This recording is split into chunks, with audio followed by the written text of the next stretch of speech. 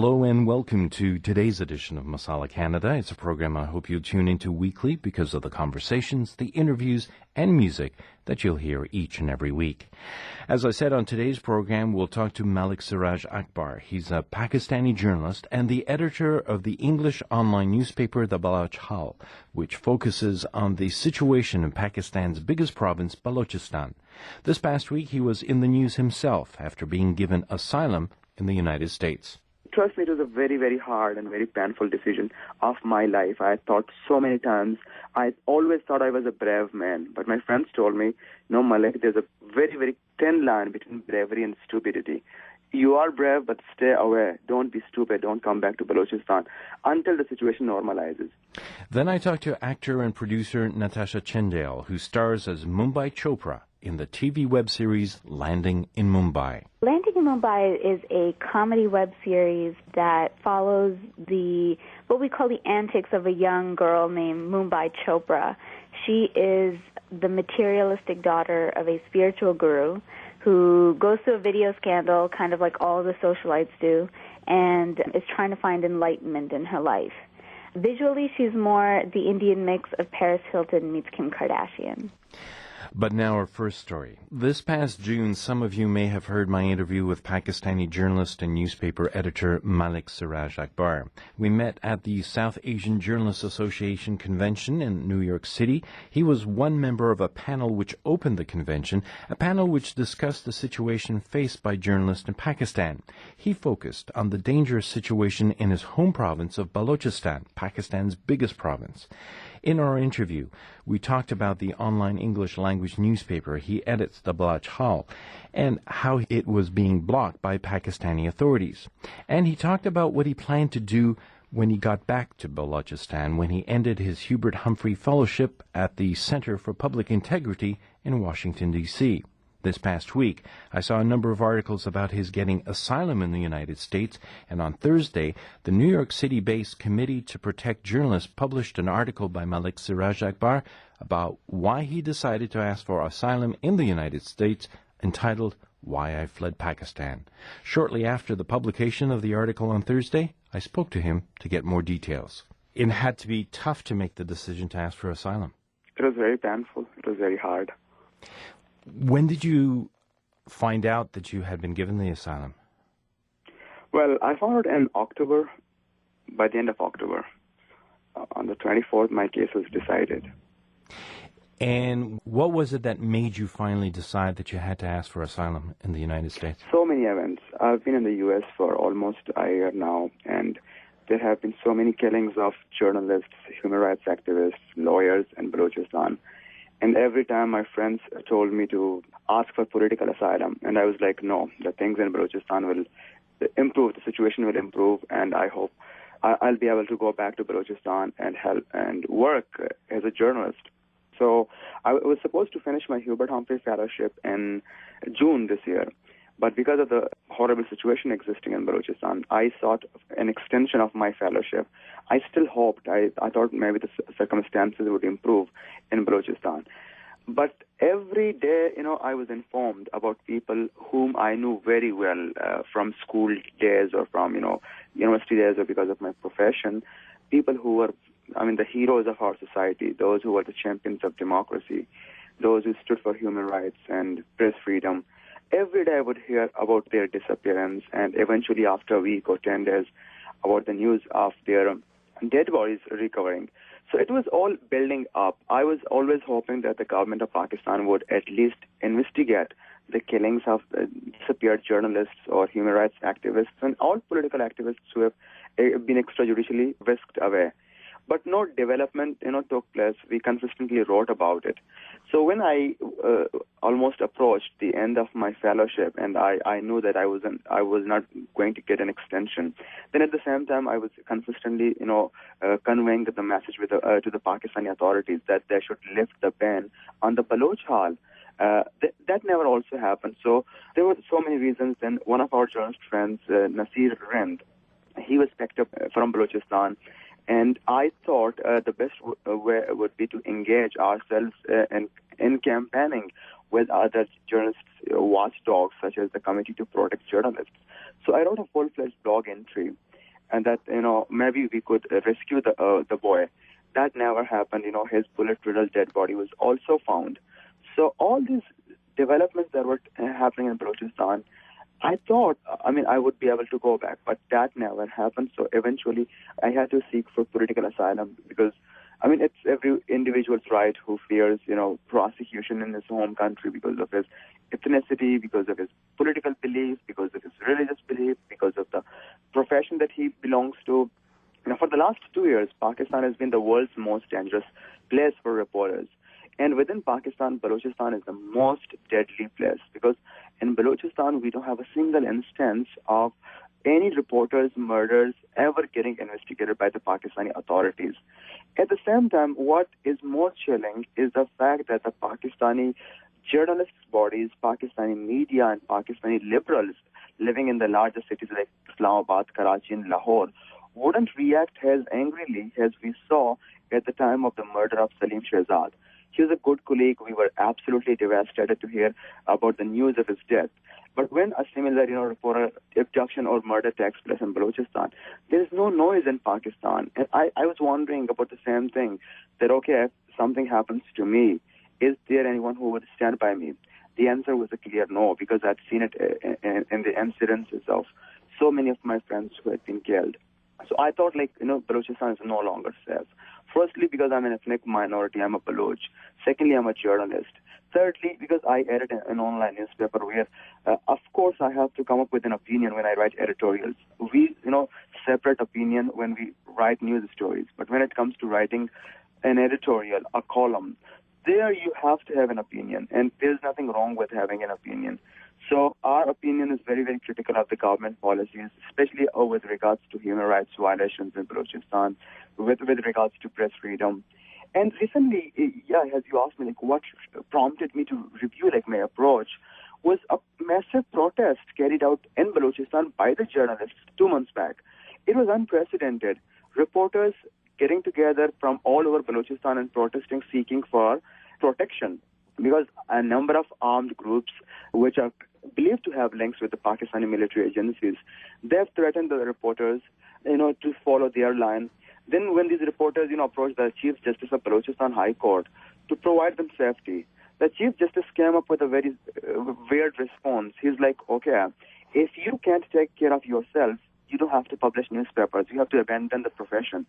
So it was a very, very disappointing response received by the reporters, by the government.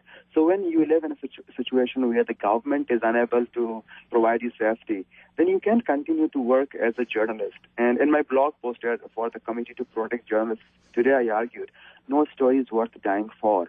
I'm passionate about journalism, but I really think there's no story that's worth dying for. And at the moment in Balochistan, you can get killed for any story that you file. When we talked last June at the South Asian Journalists Association convention in New York, you brought up the dangers, and one sees that in your newspaper. But in the article that you've written for the Committee to Protect Journalists, you outline that this was more than just fears when you were in Pakistan in terms of being followed, being very clearly told that you were in danger. Yes, but still, I thought these were all, words. These were verbal arguments. There weren't any, instances by that time of journalists being picked up, journalists being, killed or tortured. Now, after the New Delhi conference, when I was stopped at the airport, when I was threatened, I came to the U.S. in March. And that was a wonderful chance for me to apply for political asylum, but I did not do that. I went back to Pakistan in March 2010 because, as I argue in my blog post, I thought a very glorious professional life awaited me, and I could do a lot more in Balochistan. So I returned. But when I came to the U.S., now the new phenomenon, what the Amnesty International calls the kill and dump policy, it all began after my arrival in the U.S. last year in August. This week, as more and more the fact of your asylum has become public, what kind of reactions have you received from people in the United States, whether within the South Asian community or from the mainstream? The most interesting reaction I saw was at the State Department briefing when a Pakistani journalist asked if my if the endorsement of my asylum meant to support the separatist movement in Balochistan. That was a very weird question. I have always said it, like, I am a journalist. I'm not a nationalist. I'm not a part of a political party. I've never, ever been a part of a student union. Throughout my life, when I was 13, I thought I had to become a journalist. And throughout my life, I was strived to become a journalist. So to link my case with the Baloch nationalist movement, it does not make sense. I always say reporters have to be allowed to work independently. So when I applied for political asylum, I said I was being prosecuted because of because what I wrote in Balochistan. So the Pakistani government is just trying to give it a political touch. And what I'm saying is, okay, if the government of Pakistan investigates some reporters' murders, brings them to justice, then we would get convinced that, okay, so reporters can work in Balochistan in an independent atmosphere. As far as the people of Balochistan are concerned, I receive a lot of congratulatory messages because people were warning me in advance. They were like, okay, if you come back, perhaps you will be the first target. It will take them 15 minutes to send you to your maker. So people are like, okay, it was the wise decision. At times you have to stay away from home, from family, to carry the business that you are doing. But I keep reminding, the non-Baloch Pakistani journalists that I'm as much a journalist as they are. My work appears in some of the best newspapers in Pakistan. But, the tragedy is, like, the only instance in Pakistan when we saw a murder getting properly investigated was that of Daniel Pearl of the Wall Street Journal. And my question to the Pakistani authorities is, do you only work when you are pressurized by a foreign government? Do you only investigate the murder of a Western journalist? Can't you do this for your own people? I mean, Daniel Pearl's murder was shocking. It was disturbing. But why doesn't the government of Pakistan apply the same tactics of investigations? And it was so clear. I mean, Daniel Pearl's murder was so effectively investigated. The murderers were brought to justice. So if the government wants, if there is a will on the part of the government, it's not impossible. It is very, very possible to investigate these murderers, because we all have been through a process where reporters get threats. I would give you the example of one of my stringers, Mohammad Khan Sasoli. He was my stringer when I was working for Delhi Times and Delhi Ajkal. He was threatened in Hulsar district, and he told us about the threats. So we wrote letters to the editors in Pakistani newspapers, clearly saying that reporters in Hulsar should be provided safety. And in spite of making the threats public, the government didn't do anything. The government did not provide protection to Mohammad Khan Sasoli. He was eventually killed when I was in the U.S. But that was not the end. Another journalist, Munir Shakir, was killed in Hulsar district on August 14 this year. No events, no investigations. So, I mean, the blood of a reporter is very, very cheap in Balochistan at the moment. When you got the formal confirmation that you had been granted asylum in the United States, how did you feel on that first moment? I felt very, very relaxed. Of course, I mean, I've been through a very tough time. I've known all these people who have been killed. It's been very traumatic for myself.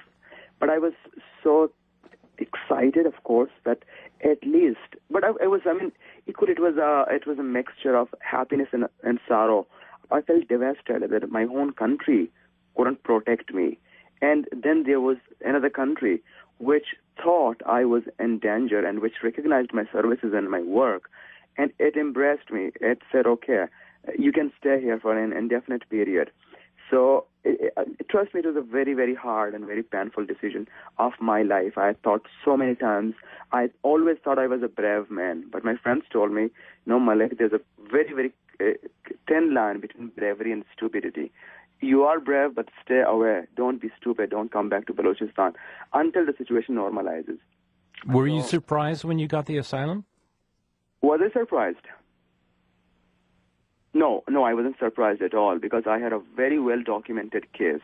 It was very well documented, backed by the State Department Human Rights Report, backed by the Amnesty International report, backed by the Committee to Protect Journalists reports, backed by the reports by Amnesty International.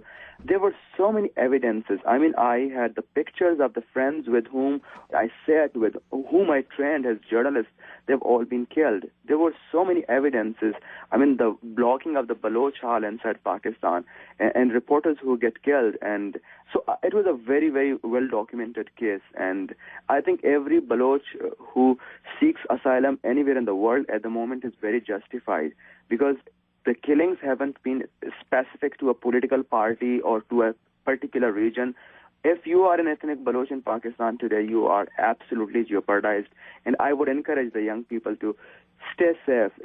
Again, I reiterate, no story is worth dying for. You live, you can work, you can continue with your political thoughts, with your professional thoughts. But first and foremost is you have to live. It's very, very important. The last sentence in your blog to the Committee to Protect Journalists today is, I chose to seek asylum because some of us must live to tell the untold story from Balochistan. I'm absolutely surprised. So many people in Washington even tell me today, after the publication of my story in the Washington Post, we have never heard of Balochistan, they tell me. They work in top think tanks and media houses, and they never knew about these disappearances. And I'm shocked because the issue has been there, the conflict has been there for the past 8 or 9 years. How I call it is the dirty war of Balochistan. It's just like Argentina. People disappear. I know people who disappeared in 2001. Until today, they are disappeared. Neither they have been killed nor they have been released. Their families await them. So I thought, yes, some of us had to live to tell this story. I mean, I pay panegyric, I pay, tributes to my friends, the journalist friends who got killed. But I also feel proud that today I'm out, I'm telling their story to the whole world. And trust me, they were the real heroes of Balochistan. They worked in remote areas, and their newspaper owners exploited them. They never paid them sufficient wages. These folks were only in love with journalism. They had a passion about reporting. They had a passion about telling the story out. That's why it cost them their life. And I also realized that, okay, some of us had to stay out. Today I'm talking to you. I'm sure a lot of your listeners are hearing this story about Balochistan for the first time. So you have to have a strategy. I mean, the reason that we launched the Baloch Hall was because we couldn't afford to have a physical office, because the offices of Delhi Asap, Delhi Azadi, and Delhi Balochistan Express in Quetta were besieged by the security forces. So when you live in such an intolerant atmosphere, how would you continue to work as a journalist, but you also have a strategy? You can't work without a strategy. So today I update my blog or my online newspaper from a coffee shop, from a restaurant, from anywhere. It's not as if we are doing something illegal, but it's because the state does not show some respect and some tolerance. Throughout my career, I've never ever backed violence. I've never advocated hatred. Ours has been a clear message of tolerance, peace, democracy, and respect for people living all over the world, irrespective of the religion they follow, irrespective of the ethnic communities that they come from. But it's pathetic, when the state becomes so intolerant. And I also complain that the state of Pakistan today is talking of establishing peace with Taliban, with criminals, and with its so-called arch rival India. But it does not negotiate with its own people. When you don't negotiate with your own people, when you don't provide safety to your journalists, writers, lawyers, then who on the earth is going to trust you that you will have durable peace with India, you will have durable peace with Afghanistan? Charity begins from home. And that's what I've begged the Pakistani authorities for the last 8 years, that Balochistan's conflict is political, resolve it politically in the first place. In the second place, don't embroil us, don't entail us, don't, implicate us, the journalists, the lawyers, the professors. Let us do our business. I don't say which political party is right, which political party is wrong. It's for the people of Balochistan to decide what they want to do in the future. At least we, the reporters, should be allowed to report independently. We don't take sides. If you look at the Baloch Hall, we cover the governor, we cover the chief minister, the corps commander, the inspector general. No newspaper does it not many Baloch websites do it. So we are like, why do you implicate us? Why do you drag us, the reporters, into the conflict? When you reach at such a point, when you shoot the messenger, that's a very, very, dangerous sign. When the truth becomes the first casualty of a conflict, then you have to know that the conflict is going to get very, very rough. And today's Balochistan, It's all the messengers who are becoming the victims of the government or different groups. And therefore, I think it's very, very important for us to have a strategy. Without a strategy, all of us will get killed one after the other. There won't be any investigations. There won't be any justice done to any of us. So we have to have a strategy. It's very important to be professional. And one of the aspects of my quest for asylum was that I needed a strategy. At the moment, the conflict is on its peak. Maybe the dust settles down. One day I'll be able to return to Balochistan, to a Balochistan where everyone is treated respectfully, where the Balochs have control over their natural resources, where a soldier does not, pick up a young man and torture him.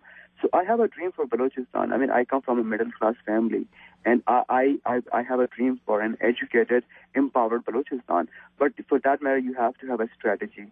Interestingly, I would like to tell you, during my fellowship in America, I had a dream of going back to Balochistan and establishing a huge journalism school, because I went to the Walter Cronkite School of Journalism. I was surprised how Americans look at their journalists as their heroes. Walter Cronkite, Nelson Pointer, Joseph Pulitzer. They issue awards on the names of their journalists. They have institutions established on the names of their prominent journalists. That was my vision. I would go back. I would establish a huge journalism school, and I would name it after a prominent journalist from Balochistan, so that my kids learn that a journalist, a storyteller, is as much a hero as someone who fights as a soldier on the war front. But that never happened, given the current circumstances. How do you think your asylum will affect how you edit your newspaper? I think it shouldn't affect my professional responsibilities, because even since I've been in the U.S., I've been consistently working on the Baloch Hall, and as I told you during the last interview, that it's a very small newspaper. We don't have resources. We are very, very understaffed, and it's very hard to continue to run the website. But again, we are doing it. And as far as my request for asylum is concerned, I'm not under any restrictions not to write. I applied for asylum for the reason that I should be living in an atmosphere where my political opinion, where my editorial opinion should not jeopardize my personal safety. So yes, I intend to continue to write very responsibly, very professionally, and very respectfully, as I've done for the past 1 decade as a journalist from Balochistan. I had an interview with the Pakistani television yesterday, and I told them very clearly, see, it's not a decision against the government of Pakistan or the state of Pakistan. It's not an endorsement of the nationalist movement.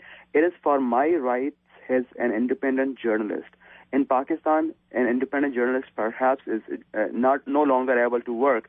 More importantly, like if you live in Balochistan, there is a selective, imparting of liberalism, of independent media. If you live in Lahore and Karachi and Islamabad, you can do anything you want. You can write a book, you can write, anything. But if you're in Balochistan, you have to watch your words. If you're an ethnic Baloch, then you are very prone to being labeled as a traitor. So, let me reaffirm. I will be writing very professionally, very regularly, and very respectfully. I've always told the government authorities that my critique is not personal. It's all professional. Don't take it personally. It's all professional. And, of course, throughout my career, I've never incited violence, and I will continue to write on Balochistan. And I will engage into more conversation with the people in the United States and in Canada and in the region to know how the Pakistani media has actually totally, ignored the issue in Balochistan. If the story from Balochistan is out today to the rest of the world, whole credit goes to online newspapers such as the Baloch Hall, to blogs. We have an extraordinarily, effective blog community in Balochistan. Our tweeters, these folks who tweet from somewhere in Balochistan, they've done a commendable job. Our Facebookers, I really appreciate them. When, like our friend Javed Nasir Rind was killed, not many Pakistani television channels covered the story. Not many reporters, newspapers reported the incident. But within 24 hours, the Baloch social networkers, the bloggers, the Facebookers, the tweeters, they got the message out. Within 24 hours, there were statements of condemnation from the Committee to Protect Journalists, from Amnesty International, from International Federation of Journalists. So today, the dynamics of media has totally changed in Pakistan. In Pakistani media, the mainstream media has to review its strategy. Like, it's no longer possible. I mean, it just does not make sense to succumb to the dictations of the military authorities.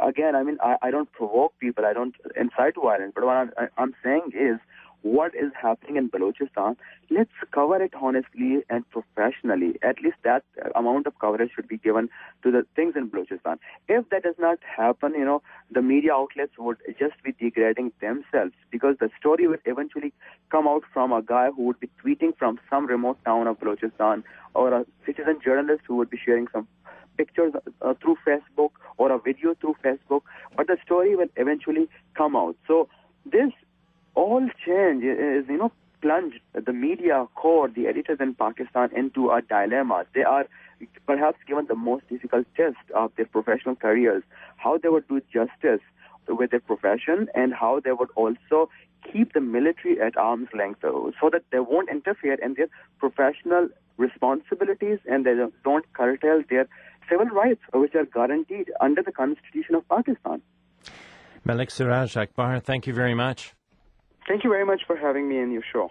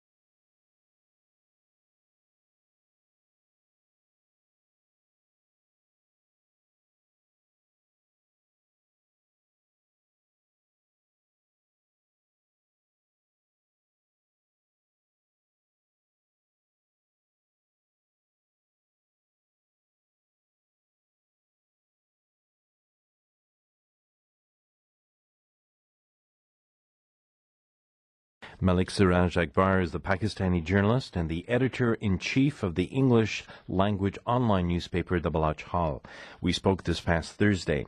If you want more information about him or to read the newspaper, the website address is www.thebaloch, as one word.com. Baloch is spelled B-A-L-O-C-H. Hull is spelled H-A-L. So that's www.thebaloch.com.